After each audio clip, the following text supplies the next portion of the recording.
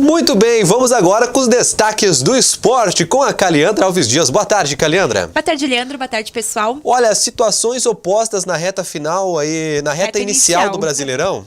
Isso mesmo, aí o Inter tá aí embalado, goleou o Cruzeiro na última rodada, aí tá em 9º lugar, e já o Grêmio aí acaba ficando na zona do rebaixamento, na 18ª posição, então situações totalmente opostas, e após aí o término da fase de grupos da Libertadores, se pensou que o Grêmio poderia ter uma retomada em relação à competição, mas tá um pouquinho difícil aí para a equipe embalar na competição nacional. Por falar em Libertadores, ontem foi escolhido aí os próximos adversários do Grêmio e Inter nessa competição. Isso mesmo, e olha, em relação ao sorteio de ensaio, foi aí sorteado um clássico Grenal, além também de Boca e River. Então ficou muito nessa expectativa, porque são 16 equipes, né? Então poderia aí dar a situação de clássicos. Infelizmente, foi adiado aí esse clássico Grenal em relação às oitavas de final, e o Inter vai enfrentar o Nacional. Então, essa equipe aí já é um velho conhecido do Inter, porque teve confrontos nos anos 80, aqui na década 90, agora dos anos 90, 2000 dos também. anos 2000. Então, assim, é uma equipe aí que já é bastante tradicional na competição.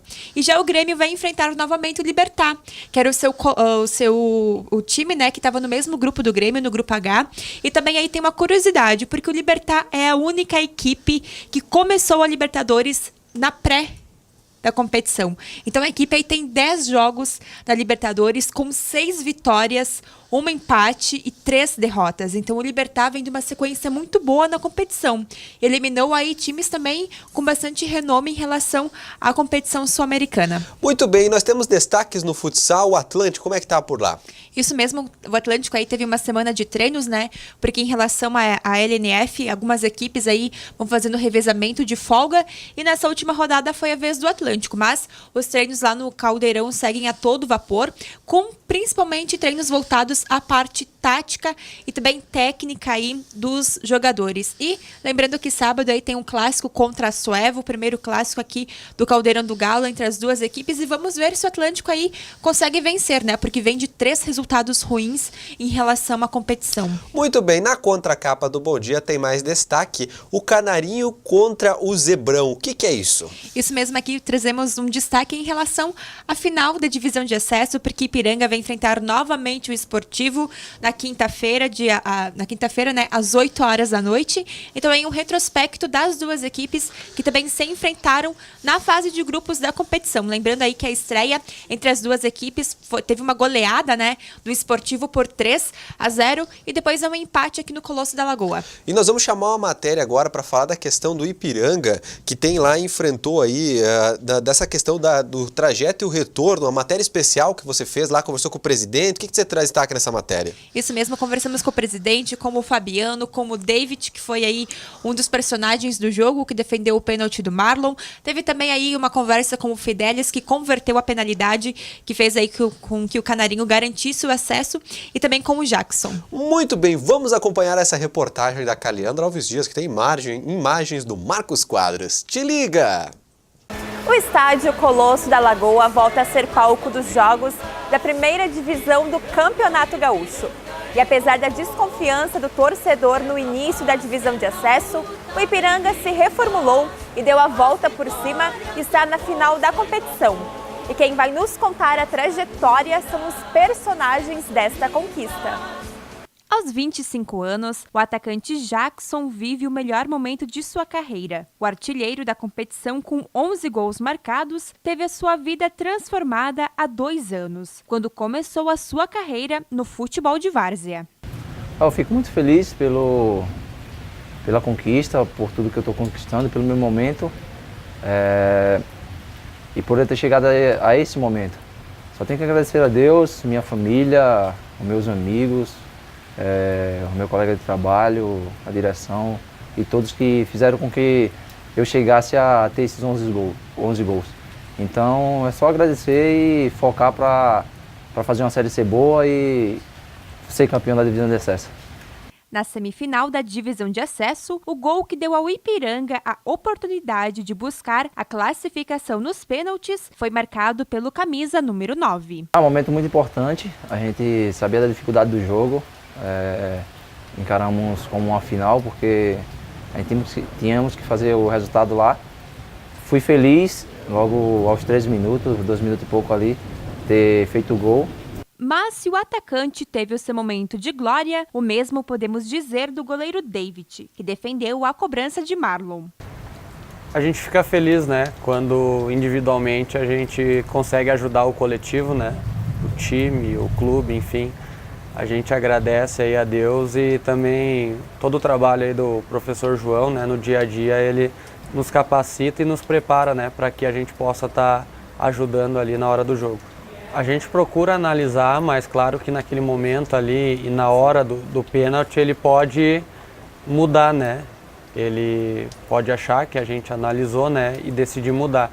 Então naquele momento, naquele dia, eu decidi esperar o máximo possível e jogar, vamos dizer assim, a responsabilidade para que ele batesse muito bem, né, tirando de mim. E felizmente o que não conseguiu tirar muito, eu consegui fazer a defesa. O destino permitiu que Fidelis marcasse o gol da classificação. Essa caminhada do meio de campo até a bola foi algo assim inexplicável, porque eu sou muito devoto, né, de Deus, eu sou muito fiel a Ele, né? E eu lembro que do meio de campo até lá eu fui orando, né? Orando para Deus que Ele fizesse o melhor para nós, né? Que se fosse da vontade dEle nós conseguisse esse acesso, que já seria ali dos meus pés logo, para não ter outro sofrimento, né? Para não adiar aquilo ali. E foi o que aconteceu. Eu, apesar de tudo isso, eu estava muito tranquilo, né? Porque eu tinha muita convicção que a gente ia subir, né? Eu até conversei com os meninos, eu falei, eu não sei como que vai ser a nossa trajetória até o acesso, mas eu tenho certeza que a gente vai conseguir. E então isso me deixou mais tranquilo, né? A minha confiança, a minha fé que ia dar certo. Lógico, o nervosismo, se eu falar que eu não estava nervoso, né? Tinha um mundo ali nas costas, Erechim inteiro nas costas do Fidelis, né? Todo mundo dependia somente de mim ali.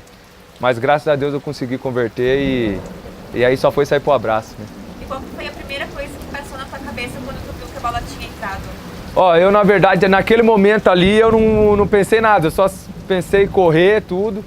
Só que aí depois, eu vou falar, vamos pôr uns 2 minutos depois que o Léo Canum foi o primeiro a me abraçar. Passou muita coisa porque, como eu falei, eu vim para ficar 3 meses, né? E quando eu renovei, o presidente falou que queria eu aqui para ajudar com o acesso, pela minha experiência. Eu sou um dos mais velhos do grupo, que queria contar com a minha experiência. Então eu creio que a responsabilidade em cima da gente, que não só minha, mas um pouco dos mais velhos, era de fazer acontecer isso, né? Porque nós já tem acesso, então nessas horas a gente tem que chamar a responsabilidade. Então o momento ali foi de muita gratidão a Deus, primeiramente, né? De Ele me dar saúde para poder fazer aquilo, né? De poder estar jogando, de poder estar ajudando meus companheiros. E depois de saber assim, nós conseguimos, né? Nós conseguimos, mesmo com toda a dificuldade. Mas antes de retornar à elite do futebol gaúcho, o Ipiranga sofreu. Com o início irregular, acumulou derrotas e empates e ficou na temida zona do rebaixamento. Com a situação conturbada, aumentou a cobrança por parte da torcida. Foi aí que o presidente Adilson tomou a decisão de mudar o comando técnico. Esse ano aqui nós optamos por um técnico experiente, identificado com o clube, que foi o professor Círio Quadros, uma pessoa maravilhosa, um profissional muito competente. No entanto, o futebol ele é traiçoeiro, né? A gente sabe, ele depende muito de resultado. E nós vimos de resultados ruins aí no primeiro turno do campeonato.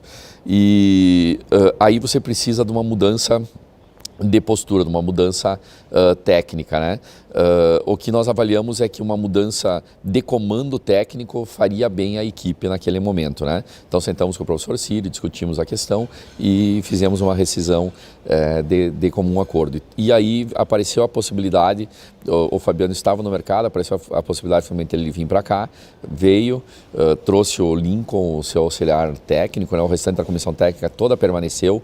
É praticamente a mesma comissão que trabalhava desde a época do Márcio Nunes, já do ano passado, então o pessoal bem unido, que se conhece bem, muitos que são do clube já há bastante tempo, né? E o Fabiano chegou e já encontrou um bom clima, ele não encontrou um clima ruim, um vestiário rachado, nada disso. Encontrou atletas motivados, tranquilos, unidos. Isso tudo facilitou, né? Então, um técnico com o perfil dele, uma comissão técnica bem estruturada e uma equipe bem montada e motivada, as coisas começaram a dar certo dali para frente, né? Com uma mudança no ambiente, após a troca de técnico, Fabiano mostrou que o elenco do Canarinho tinha condições de disputar o título e voltar à elite do futebol gaúcho. Os jogos, os mata-mata, todos os jogos que a gente fez, todos os 2 jogos no São Paulo. E o primeiro jogo aqui contra o Glória que a gente perdeu, eu saí convicto que a gente poderia dar a volta e buscar a vaga. Então a minha confiança se deu principalmente nesses jogos aí, quando a gente enfrentou o São Paulo por ele ter sido a melhor campanha da competição. E depois o Glória a gente já conhecia, né? O Esportivo também, naquele jogo que a gente fez, o último aqui. Eu tinha certeza que o nosso time não era inferior a nenhum deles. E que a gente poderia, sim, principalmente nesses jogos de mata-mata, conquistar a vaga. Então, eu te digo que a certeza a gente nunca tem, mas a confiança de poder conquistar eu tive nesses jogos. A meta de retornar à elite do futebol gaúcho foi cumprida, mas o Ipiranga quer mais. Quer o título para encerrar um ciclo e fazer com que o torcedor tenha motivos para comemorar. A missão de trazer pelo esporte. Muito bem, tá aí. Bom, e agora pra gente encerrar, vamos falar de rally. Como é que tá o Rally de Erechim?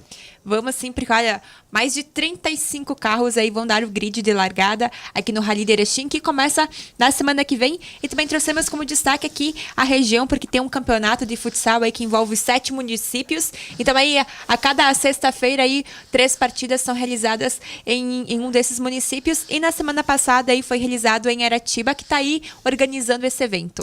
Muito bem, muito legal. São os destaques do esporte de hoje, Caliandra? São esses e voltamos amanhã com aí umas novidades aí em relação aos esportes praticados em Erechim. Valeu, obrigado.